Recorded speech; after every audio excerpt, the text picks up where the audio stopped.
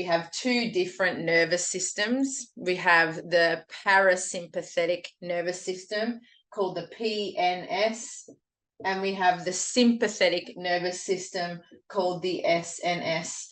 Now, when we look at sympathetic nervous system, this is our fight or flight. So if I move this down for you, we know these fight, flight that most of you know, and this is where lots of our little puppets are feeling at the moment. And what it's important for us to talk about is the last 2-3 years that we've been having. Our teams are still feeling fight or flight with the uncertainty of COVID. We have to look at where children and adults are feeling in regards to their anxiety, nervousness, stress. We've also got a good thing called inflation, Inflation as well has been fun, putting some of us into fight or flight. What I want to explain about fight or flight and what this sympathetic nervous system does is that you could be in 1 minute in fight mode where you see the behaviors in children where they get what we call quite mouthy. So they'll be yelling at you, they'll be squealing, screaming, wailing, crying. They're fight type behaviors. You can then in 20 minutes time see flight behaviors where we're nervous to come out from, we'll be hiding under the table, avoiding eye contact, crawling into fetal position, literally trying to flee and run away from you.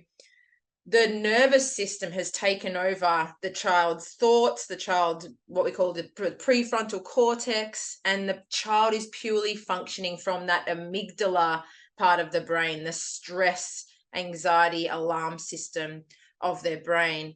We get other characteristics that we call fawn. So fawn is where children will come into the space and want to please you. So they'll be, good morning, how can I help you? Or they'll be all over another friend trying to mother them and overparent them, overprotect other children. Fawn is very much, if I control the people around me, then my amygdala feels safe. I feel like I'm then capable of dealing with this uncertainty, this nervousness, this fear. So fawn can sometimes look like children are okay, quote unquote, but fawn is a way of managing the situation. I am very good at fawn. For those of you that don't know, I'm from childhood trauma myself. I know I'm doing it at family functions in particular, where I'm trying to please everyone, get everyone a cup of tea, make sure you've got a cup of tea, you've got the food you need. It's exhausting. By the end of the time, it's exhausting. And at some point, the sympathetic nervous system flips because you can't maintain this level of fawn for too long. It's coming from a place of fear or feeling out of control, similar to all of these behaviors that we're seeing in that amygdala part of the brain. The other one that I really want you to make sure we don't get into is a sense of collapse. What we see little ones who've been through significant trauma is when all of these 3 strategies aren't working.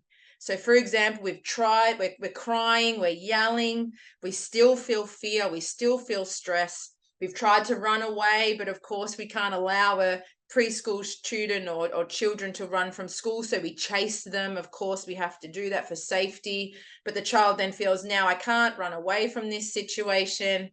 Fawn, I can't please the situation, I can't work my charm. So we can go into what we call collapse, and this is where children will go into usually somewhere to hide, and they may often fall asleep. They may sleep excessive amounts at kindergarten or school because the nervous system, the sympathetic nervous system, just cannot take that level of stress anymore. So if you have little ones that are falling asleep excessively, more than what we would think that a typical child of that age would be experiencing, then we need to make sure that we're looking at this sympathetic nervous system.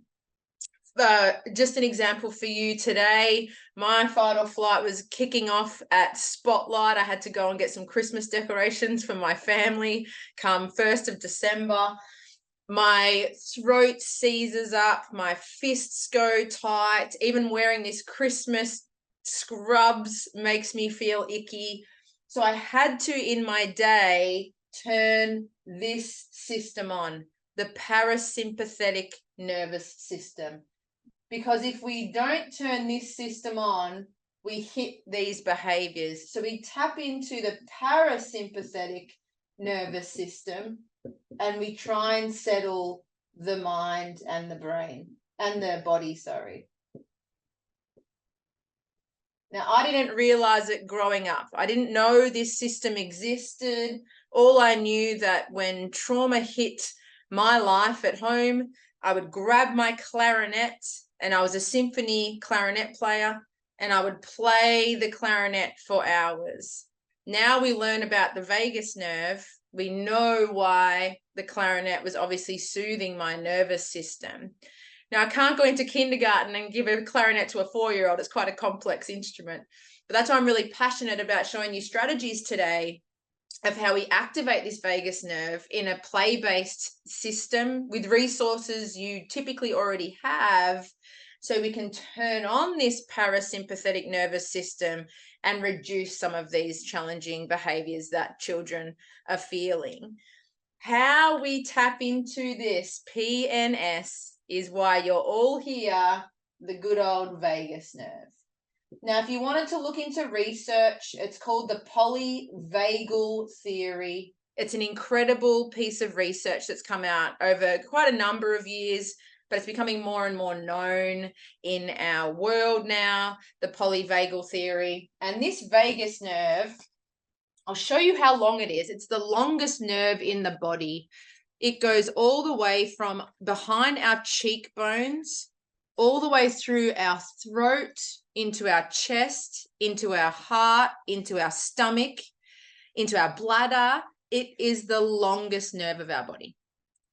And this nerve branches out to our organs, our muscles. And so we feel our sympathetic nervous system increase our heart rate. You know, you feel that stress where you're getting flustered, short of breath. We start to breathe in our chest muscles. We start to pant. We get sweaty, so our temperature starts to change. Our jaw tightens. Our sympathetic nervous system is trying to self-soothe, trying to protect ourselves from the world around us. But we want to turn this system on by stimulating this beautiful, big, long nerve. I want to teach you how we do that, starting with the cheekbones. So if you can imagine, even myself in spotlight, my husband knows when I start to do this, that, oh, Robyn's getting a little bit antsy. As soon as the hand goes on the throat, my family know that triggers are coming. I'm trying to self-soothe. I've naturally found a way to try and self-soothe my vagus nerve, trying to calm my system down. We see other people would often play with their earrings. So I see this a lot. I'm not watching any of you on screen, but some of us will, play with our earrings to try and self-soothe. A lot of people play with the bottom of their jawline to try and self-soothe. People trace around their lips. You might see that a lot where children will, thumb suck or trace around their lips. You're trying naturally to soothe your body by using the vagus nerve. I just wanted to teach you some ways to make it quicker so that we can really try, and when moments get stressful, we can try and activate this vagus nerve. So I don't walk around all the time doing this. This is not what I do these days. I know some of you have been to a lot of my sessions. This is my strategy of choice. This is what you'll see often. Now, we can't go around and give cup of teas and coffee to every child, but we know that this is why it's so comforting. What I do for children is offer them a sippy or a straw drink bottle, preferably a straw drink bottle with icy cold water. When they suck up through the straw, they're building pressure around their lips and their jaw, and they're getting a really quick drop in heart rate because we're dropping their temperature with that really icy cold water. Where warmth can soothe us, and we know that beautiful warmth feeling as adults, cold can soothe children and us. It's why they give, ice cubes to women in labor. It's fantastic at turning our fight or flight system off and turning our parasympathetic nervous system on. So strategies that I often use for separation anxiety, because I know we have a lot of separation anxiety at the moment, encourage families to have an icy cold drink bottle ready to go in the morning. So the child is sipping on the icy cold water as they're coming into kindergarten. And then as we pick them up from kinder or school, as soon as we pick them up, we have the drink bottle ready to go again. Really icy cold drink bottle, preferably through a straw, and soothing that parasympathetic nervous system again. Other strategies that we find extremely helpful are humming and singing. When we're humming or singing, we're creating vibration through the jaw, through the throat, through the mouth. We all feel that beautiful community spirit when we sing together. One strategy, and I know some of you would know this song, is when I want to settle the whole group, could possibly be in fight or flight. We're going to settle the whole group. We just do vagus nerve singing. So you're welcome to join me if you like, or you don't have to. But little things like, everybody do this, do this, do this. Everybody do this just like me. What I'm doing is I'm getting singing. You sing with me. We're doing tapping. There's great research on EFT tapping. Now, I'm not an EFT tap practitioner, but there's brilliant research on tapping the different areas of the vagus nerve. So, and then we could do something like, everybody do this, do this, do this. Everybody do this just like me. All of those areas of the body, even the ear, everybody do this, do this, do this. Everybody do this just like me. No equipment needed, just voice, just don't even need to be great at singing, just sing. Kids don't care. Just we soothe ourselves when we sing. The children soothe themselves when they sing. And we're giving them that strategy that they can do these vagus nerve strategies whenever they need, without needing a fancy sensory toolkit. They just put pressure and touch onto their body in areas that they need to. Now, you know that I work with some really challenging children. I don't go up to children and talk to them when they're having any of these moments. I often will just start to do it myself. So if I see that a child is getting flustered and starting to get stressed, I'll approach them, but I'll just start tracing my body parts or tapping a beautiful beat to my collarbone. And you'll often find that as I'm doing those movements or those activities, the children are copying me, and then they will do the same. It's similar to if you're at a supermarket and you see a mum with a pram and the mum's swaying with the pram back and forth, and then we don't have babies anymore and we're doing it with the trolley. We copy because we have mirror neurons. I copy you, you copy me. If I smile, you smile. If I yawn, you yawn. So even a yawn stimulates the vagus nerve, and I just have to yawn in front of the children. Children yawn back at me, and we're kicking fight or flight out of the way with these very simple strategies. It's just always having them in the back of our mind to try them with the children. Another activity that I love is anything to do with, I know lots of your kindergartens and your services have these beautiful gongs. If you just tap them and hum to them. Now, you don't have to be in tune. It doesn't have to be a song. You don't need to make it amazing. Just playing the music and children humming to the sound of the music will stimulate the vagus nerve. I even sometimes, when we're out in a big space, if you have any steel poles, we just tap. I usually tap my lanyard or a pen on the steel pole to hear the vibration of the pole, and then we hum until the pole stops vibrating. If you don't always have, a gong on you everywhere you go, we want to try and use humming to best advantage, not needing anything fancy, just our throats to create a humming sound. We'll turn this vagus nerve on, turn our parasympathetic nervous system on, and instantly turn this one off. What I love about it's called the autonomic nervous system. The autonomic nervous system has these two systems branching off of it. both of these systems cannot be on at the same time. So if I go into Spotlight and I see all of this Christmas paraphernalia, my fight or flight kicks in, my PNS instantly turns off. But if I tap into my PNS and quickly turn my PNS back on, my fight or flight switches off. Does that make sense? One comes on, one comes off. It's about prioritizing this system as much as we can to encourage our fight or flight. The tricky part we have when we work with children from trauma, children with developmental delay, is when they go into fight or flight, we can instantly go into fight or flight. And we know that, right? I mean, if we see a child distressed, of course we feel distressed. It's horrible to watch. So we need to be very careful, because once we're in fight or flight, we can't think rationally. We don't have this action plan ready to go because our amygdala takes over our own emotions, our own behavior. So it's always making sure we have these resources everywhere we go. So as soon as we start to feel ourselves escalating, we've got a strategy in there straight away. So one example I have is I always have a metronome in my pocket. So I can have the metronome going at a really nice beat. You know, I like a beat of 90 beats per minute. You might find a relaxing beat for you is 60 beats per minute. We have the metronome ticking away in our pocket, and I just tap my leg to that beat.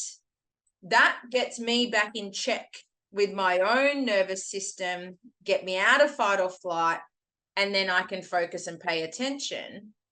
The good part about when I'm tapping my own beat, the children are listening to that beat, and then they're going to not be in as much fight or flight as well. That makes sense? Yeah. It's about, I sort of see working with trauma as being a step ahead. It's like a chess match. I know that these behaviors are going to come. I know that, as you know, for me, it's Christmas and red wine. I know I'm going to smell that red wine, or I'm going to see the bottle of red wine on the table. And coming from a childhood traumatic background around lots of wine and even more wine as Christmas season kicks in, I know that these are going to be triggers for me. So I've got to always have these strategies literally in my pocket to make sure that I'm ready for that next step. And that's what I'd love for you to do. So in your pocket, some resources that I strongly encourage you to have. Now, I've got the big bubbles out today, but the best bubbles I've ran out are the wedding size bubbles. You can buy a pack of 24. It's either 24 or 25. You can buy them on Amazon, and they're amazing. They fit in your pocket. And then, because what bubbles is great for is the children love them, absolutely distracts the children. But check out what it does to my nervous system. My PNS gets activated. I'm taking a big, deep breath in to blow the bubbles. My vagus nerve around my mouth is being stimulated. So my nervous system is getting out of fight or flight, getting into PNS, and now I can focus. So sometimes we think of these strategies as it's for the children, but these strategies are just as much for us to calm our nervous system down. So then we can focus, we can be that chess piece ahead of the children's behavior. So please, when we think of the strategies, think of also what works for you. For me, a lot of it is movement-based, but some people don't like movement-based, and that's fine. We all have our strengths and our challenges. Other people, it might be baking.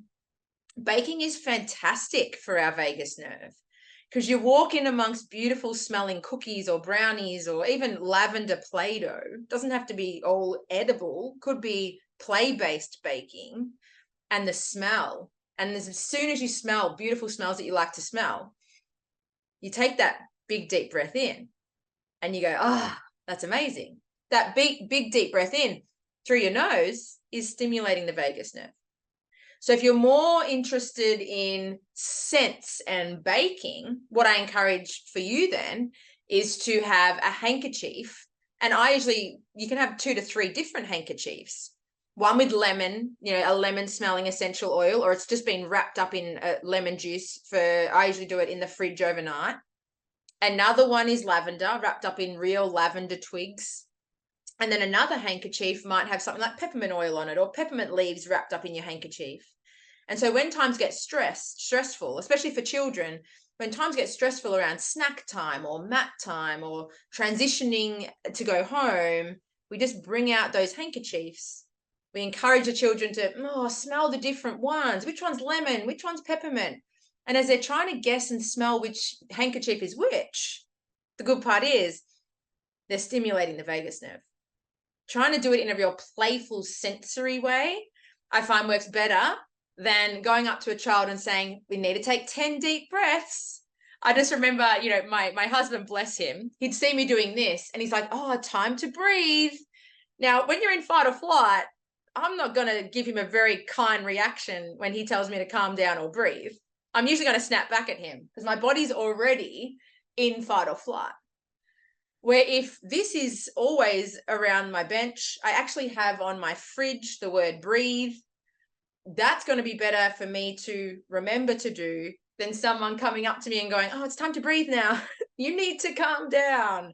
When it's more of a play-based strategy, when I'm providing bubbles to the children, I'm still taking my 10 deep breaths, but we don't have to prompt it, especially for children that we know may be reluctant to do anything adult-led. It's really important that we don't prompt them of what we think they should do. We just start to do it, and then they will often want to have a turn as well. If they don't like bubbles, that's fine. I always have a beach ball deflated. So I have one inflated, ready to go, amazing. But I always have one that needs to be blown up. Because even if they were able to blow this beach ball up or not, if we look at what happens with the mouth, sorry, I'll try and open it for you. If we look at what happens with the mouth, I'm pinching around the piece, creating proprioception in my vagus nerve. I'm taking a big deep breath in, because to blow this up, you need to, as you know, inhale really deep. So this area of my body is getting really good vagus nerve pressure. And then I'm blowing all of that beautiful air out, dropping my heart rate, getting me out of fight or flight. So a beach ball, whether they can blow it up or not, or a balloon, whether they can blow it up or not, just the action of trying to blow this up is going to be really wonderful for their vagus nerve. So always having one, and balloons are easier. I often carry balloons in my pocket. Balloons are because they're so much smaller, and you can provide multiple balloons to everyone. But a beach ball is also another strategy, which you can always have on hand. This one has words all over it, so you can even turn it into, a gross motor activity. It says clap, spin, jump. Really cheap from Kmart, Amazon, very easy to get, amazing for the vagus nerve. Another strategy that I often do is and again, I want to show you things that you would usually have. None of my resources are perfect or Pinterest pretty. They're things that you have. Often you have a ball and you have some type of lid. I just encourage the children to blow the ball off the lid. And so I can have this lid wherever I am. And I just quickly, it could be a muffin tray, it could be a lid, it could be a whiteboard. And just these balls are the ones that go in the foam, in the ball pit. You get 100 of them in a bag. They do pop really quick, but they're fantastic for these activities. And I just challenge children to blow it off the lid. If I know that they're oppositional, so if they know they're a bit like me, I'm not going to say, can you or would you like to blow the ball? I usually am a bit cheeky and say, you couldn't blow the ball off that lid. And they go, oh, just watch me. And I see that cute little bit of defiance in there. It's how we word things sometimes too. Would you like to or can you? We usually get no. If I go, oh, you couldn't do that, or you couldn't beat me at that, we get them involved in it. We get them out of fight or flight, and we get them, most importantly, their nervous system getting out of the stress that we're having. So another really super simple, easy activity that you can have in a backpack. Even to show you how I get these resources around, this is a makeup bag. So it's a beauty bag. It's supposed to be for makeup. I just put all my random resources in there. So it can always be carried around, and everything that you need can fit in either, you know, a basket this size or a bag that size. And if we're always that one step ahead, I wish sometimes that all of us as a uniform wore scrubs or aprons, because if we've got an apron on or scrubs on, if the child's fight or flight starts to happen out in the yard, I've already got resources on me ready to go. If it happens at mat time, I've got something on me. It's trying to always have something on you, whether that's bubbles, TheraBand. I'll keep giving you ideas. But whatever comes naturally to you is what I really want to encourage. I don't want you to feel like you have to do the activities that I do, because I'm naturally musical. So I'll naturally go for the singing or the humming or the chanting. I would naturally do that, but I know that not everyone's going to be doing that. You might like to do things that are more hands-on and sensory. You might like to do things that are more art-based. There's no right or wrong. It's just trying to make sure that the strategies that you're doing in some way stimulate this vagus nerve. So I've given you a few ideas for the face, the throat, so our humming, singing, drinking really cold water. Crunching really cold food would be the last strategy that I want to give you for today. Very cold apples, cucumbers, pears. Put it in the fridge throughout the day.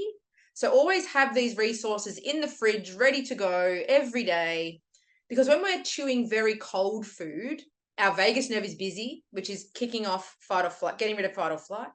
And it's really wonderful for dropping our body temperature. And we know that when we drop our body temperature, we can not feel so heightened and so highly aroused. Into the chest area, I'd love to do anything like that sort of squeezes the chest muscles. So when I bring my arms in front, I get proprioception, or that deep pressure in my chest. So resources like this is called a TheraBand or a resistance band. I think Kmart called them an exercise band. And we want to create pressure, so proprioception in our chest or in our back, because we know that the vagus nerve also lives here. So we want to try and stimulate in here. So I can pull, doesn't matter how I do it. I just want them to get their arms stretching. I can put it around my legs, and I can, you know, row with my legs and get proprioception happening this way. We want to try and just build up pressure, gentle proprioception pressure in our chest. This is where it gets a little bit tricky though.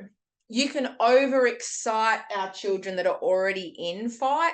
So if I have a child that's already in fight and I come in with these high energy activities, because we start high, because if they're feeling heightened, I can't come in and go, let's put some relaxation music on and have a nice relax. Doesn't work. It's called the ISO principle, ISO principle. If they're heightened, I have to meet them high. So I need to do really heavy lifting, jumping onto a crash mat, hopscotch, jumping in and out of a hula hoop. We've just got to then plan the next phase, which is a little bit more relaxed. Because if I get the TheraBand out and I get really active, I can't leave them there. And even you'd find yourself, you can't do a really big high intensity workout and just leave it, because you'll be very agitated. So how we bring them down from there is activities like beach ball play, because when we bring a ball into it, we need a bit more focus.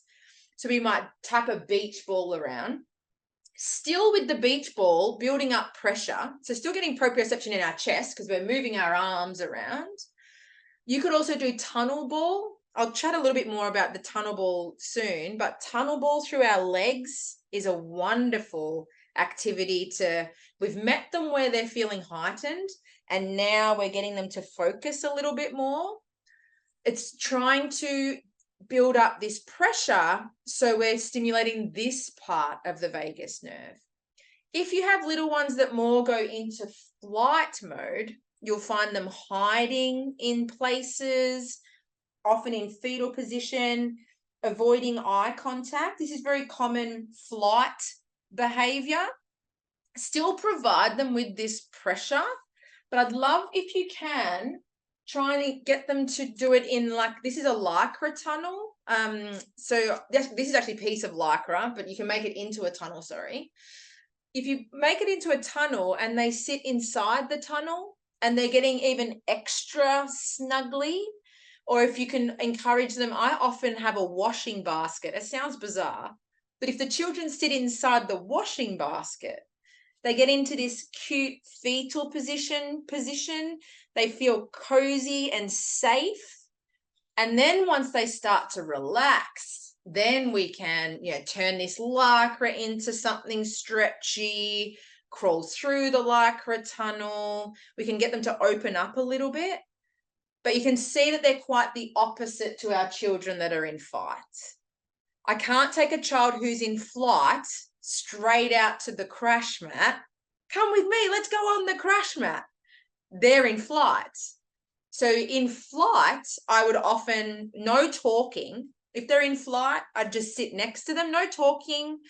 If I'm able to sit next to them, sometimes I have to leave the resource and move away. You'll gauge whether they want you in the space or not. I just leave the resource. And now we've already practiced this game before when we're feeling calm. So when we're feeling agitated, the resource is just there and just left be. A particular girl I'd like to chat to you about who goes into flight and goes into this real small, tucked up, no eye contact. I just leave a very cold water baby bath, and I have the dolls ready to go, and I have the sponges in the bath, set of towels when she's ready to dry the baby, and I just leave it there. I don't try and encourage her unless it's not safe, unless I need her to get out of there. I don't try and encourage her out from under the table.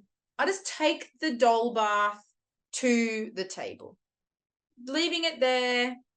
I sometimes might be 1 meter, 2 meters away, and I'll be washing a baby 1 to 2 meters away because she might like to copy me but not have me in her space.